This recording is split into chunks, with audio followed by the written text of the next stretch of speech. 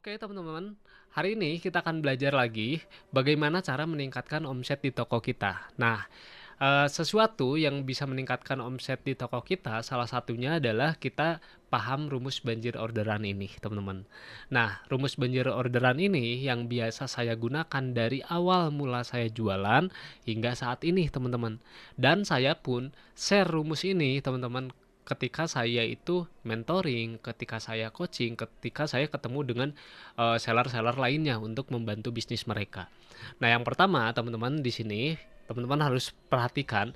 Jadi omset itu GMP. GMP itu singkatan ya dari Gross Merchandise Value. Jadi omset atau GMP itu sama saja, teman-teman ya. Kayak gitu. Jadi omset itu didapatkan dari ketiga metrik penting ini. Yang pertama adalah traffic, yang kedua adalah konversi, dan yang ketiga adalah pendapatan per pembeli. Jadi, ketika kita ingin meningkatkan penjualan di toko kita, omset di toko kita, teman-teman harus fokus ketiga metrik ini. Caranya, teman-teman harus tingkatkan ketiga metrik ini. Jadi, trafficnya harus banyak, konversinya harus besar nih. Kemudian pendapatan per pembelinya pun harus rupiahnya itu harus besar. Nah, jadi teman-teman harus tingkatkan ketiga metrik ini. Nah, itu ya, trafficnya ditingkatkan, konversinya ditingkatkan, pendapatan per pembelinya ditingkatkan. Tetapi kalau teman-teman dirasa, waduh berat nih Mas Agung, ningkatin traffic, ningkatin pengunjung, berat nih. Ningkatin konversi, aduh berat.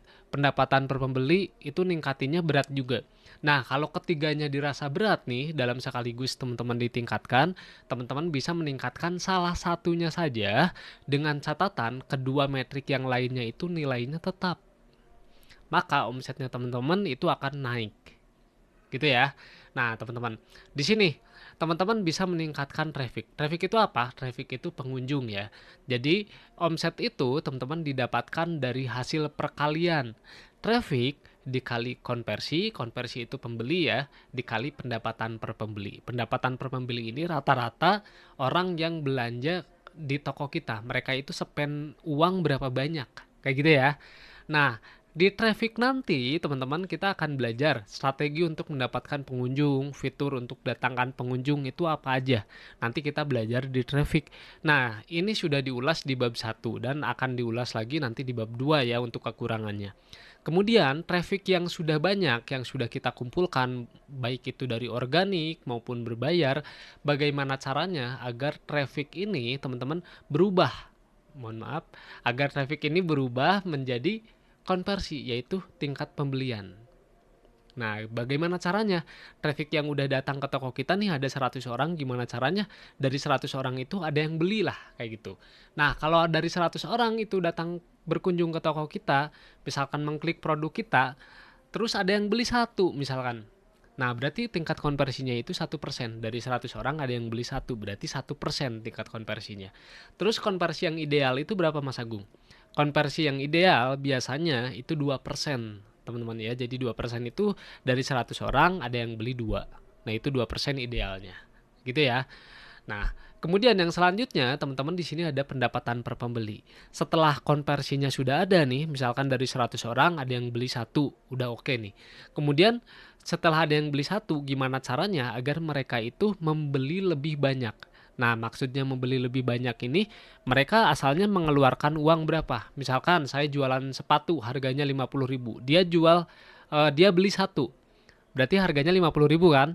Nah, gimana caranya agar mereka itu pendapatan per pembelinya bisa ningkat. Jadi mereka itu spend lebih banyak. Nah, biasanya saya tawarin nih misalkan, silakan kaos kakinya, silakan ditambah dengan tali sepatunya. Nanti kalau beli kaos kaki, beli tali sepatu, nanti akan dapat diskon. Nah, otomatis yang belanjanya itu 50.000 akan bertambah nih karena tadi menambahkan item lainnya yaitu kaos kaki dan tadi ada tali sepatu. Kayak gitu ya. Nah itu, jadi pendapatan per pembeli ini untuk basket size teman-teman. Sampai sini paham ya teman-teman. Nanti kita akan bahas satu persatu. Nah nanti di bab kedua kita akan fokus ke konversi nih dan pendapatan per pembeli. Di konversi kita akan bahas strategi mengubah pengunjung menjadi pembeli. Nah ada apa aja di sana? Ya kita akan menggunakan fitur-fitur ya untuk mendapatkan konversi. Kita akan buat stimulus agar mereka itu membeli di toko kita. Nanti akan buat paket diskon, akan buat harga coret, voucher, dan lain-lain. Kemudian nanti kita akan belajar juga di bab 2 ini strategi untuk menambah jumlah belanja customer. Nah, caranya dengan apa? Kita bisa dengan paket diskon, flexi combo, kemudian kita bisa juga nih cross selling. Nah, itu juga bisa teman-teman. Nah, atau upselling itu bisa juga teman-teman. Jadi nanti kita akan belajar pokoknya di konversi dan pendapatan per pembeli ini kita lebih fokus di bab 2. Dan di traffic ya, sebagian itu akan dibahas juga di bab 2 ini. Sampai sini paham ya teman-teman? Kita lanjut. Nah, ini adalah rumus banjir orderan yang tadi saya jelaskan. Jadi misalkan contoh teman-teman ya. Contoh misalkan ada traffic nih. Traffic itu 100 orang datang ke toko kita, ngeklik produk toko kita. Kemudian setelah itu dari 100 orang itu ternyata ada yang beli 1, berarti konversinya 1%. Kalau ada yang beli 2, konversinya berarti berapa? 2%. Kalau ada yang beli 3, 3%. Nah, di sini beli 1 ya. Nah, beli 1 berarti konversinya 1%. Kemudian pendapatan per pembelinya harganya 50.000 nih sepatunya misalkan. Maka di sini pendapatan per pembelinya customer tersebut mengeluarkan uang 50.000. Nah, kita bisa hitung 100 dikali 1% dikali 50.000. Maka hasilnya 50.000. Sampai sini paham?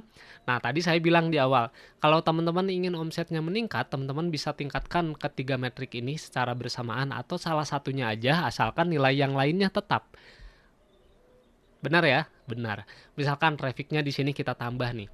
Trafficnya yang asalnya 100, kita tambah nih. Dari trafficnya 100, misalkan trafficnya itu jadi berapa teman-teman? 200 lah ya. 200. Konversinya 1%, berarti 200 dikali 1% teman-teman. Berarti ada yang belinya 2, berarti dari 200 itu ada yang beli 2. Kemudian dikali lagi 50.000 ya teman-teman. Nah, maka omsetnya itu adalah 100.000. Teman-teman silakan dihitung 200 dikali 1% dikali 50.000, maka omsetnya itu 100. Kayak gitu ya. Nah, kemudian teman-teman dicek juga ya teman-teman. Misalkan ingin meningkatkan konversi. Nah, dari konversi teman-teman cek juga misalkan ingin ditingkatkan. Misalkan pengunjungnya tetap 100 nih. Tapi dari 100 orang ini bagaimana caranya agar mereka itu membelinya yang asalnya 1 jadi membeli 2. Nah, kita kasih promo, kasih diskon, kasih voucher dan lain-lain. Nah, berarti nanti konversinya 2% ya. Berarti 100 dikali 2%, kemudian dikali pendapatan per pembelinya tetap 50.000 misalkan. Maka hasilnya berapa? 100.000 teman-teman. Jadi untuk mendapatkan omset 100.000 itu caranya berbeda-beda. Bisa meningkatkan traffic, bisa meningkatkan konversi, bahkan kita strateginya bisa meningkatkan dengan pendapatan per pembelinya kita tingkatkan. Misalkan trafficnya tetap 100 nih. Trafficnya tetap 100. Kemudian konversinya tetap 1%, berarti kali 1% ya, yang ada belinya cuma 1 orang dari 100 ini. Kemudian teman-teman di sini pendapatan per pembelinya kita gedein yang asalnya 50 jadi 100.000. Nah, gimana caranya? Teman-teman tadi sudah dijelaskan, bisa menggunakan bundling, bisa menggunakan cross selling atau upselling. Yang asalnya misalkan beli handphone, yang beli handphone itu yang RAM-nya kecil, kita tawarin RAM-nya yang lebih gede. Harganya yang asalnya tadi 50.000 misalkan, jadi kita tawarin tipe terbaru, jadi harganya 100.000. Nah, maka di sini 100 trafficnya dikali 1% dikali 100 misalkan ya, dikali 100.000. Maka hasilnya 100.000 juga. Gitu ya teman-teman. Jadi gini, kenapa saya jelaskan ini teman-teman, jadi setiap toko itu nantinya berbeda-beda strateginya. Ada yang fokus meningkatkan traffic, ada yang fokus meningkatkan konversi, ada yang fokus meningkatkan pendapatan per pembeli. Bahkan ada yang fokus meningkatkan ketiganya. Nah, semoga teman-teman paham apa yang saya jelaskan di video ini dan teman-teman silakan pahami lagi, dan semoga teman-teman sekarang sudah mulai ngerti nih, sudah mulai tahu gimana caranya meningkatkan pendapatannya di tokonya teman-teman. Nanti kita akan bahas satu persatu dari metrik tersebut. Oke, itu aja yang bisa saya sampaikan di video kali ini. Kita akan lanjut lagi di materi selanjutnya. Terima kasih.